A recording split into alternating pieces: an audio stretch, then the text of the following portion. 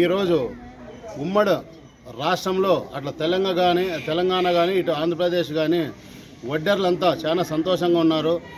ఏమంటే ఈరోజు మన ప్రియతమ నాయకులు నారా చంద్రబాబు నాయుడు మన గౌరవ ముఖ్యమంత్రి వడ్డర్ల బిడ్డలకి 17% రాయితీ ఇయ్యాల కోరిలో వడ్డర్లకి చాలా వెనుకబడే వర్గాలు ఉన్నాయి అని కేటాయించేదానికి ముందుగా వడ్డర్ల బిడ్డల తరఫున చంద్రబాబు నాయుడు సార్కి, లోకేష్ బాబుకి, మా ఎమ్మెల్యే పల్లి సింధూర్ రెడ్డి మేడం గారికి ధన్యవాదాలు.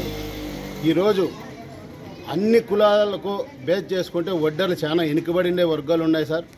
ఖచ్చితంగా అంటే ఈ వడ్డర్ని చైతన్యవంతులు చేయాలా, సబ్సిడీ లోన్లు ఇవ్వాలా, పనిముట్లు ఇచ్చేసి మీరు ఆదుకోవాలని పార్టీ తరఫున మేము కోరుకుంటూ, అదేవిధంగా మన రాష్ట్ర వడ్డర్ల కార్పొరేషన్ చైర్మన్ పల్లప ఈశ్వరన్న ఆధ్వర్యంలో ఆయన ఒక పిలుపు ఇచ్చిన దానికి మన వడ్డర్ల కాలనీలో చంద్రబాబు నాయుడు సార్ పటానికి పాలాభిషేకం చేయాలి మీరు అని ఒక పిలుపు ఇచ్చిన దానికి ఈ రాష్ట్రం అంతా ప్రతి మండలంలోన చేస్తున్నారు.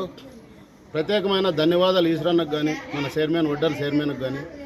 గతంలో పోల్చుకుంటే గత ప్రభుత్వాలు ఎన్నో ఉన్నాయి, ఏమీ చేయలే. కనీసం ఈ ప్రభుత్వం అన్న వడ్డర్లని ముందంజలో తీసుకొని మాకు వడ్డర్లందరికీ న్యాయం చేయాలని మేము కోరుకుంటాం. ఇంకో 2 పాయింట్ రాయితీలు ఎక్కువ ఉండేటివి.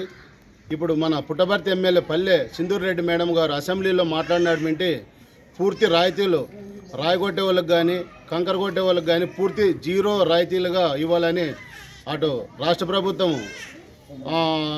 నిర్ణయం తీసుకుంది. కావున ఇంకా వడ్డర్లకి ఇంకా చాలా వెనుకబడిండే కుటుంబాలు ఉన్నాయి. వడ్డర్లలో చాలా బీదలు ఉన్నారు.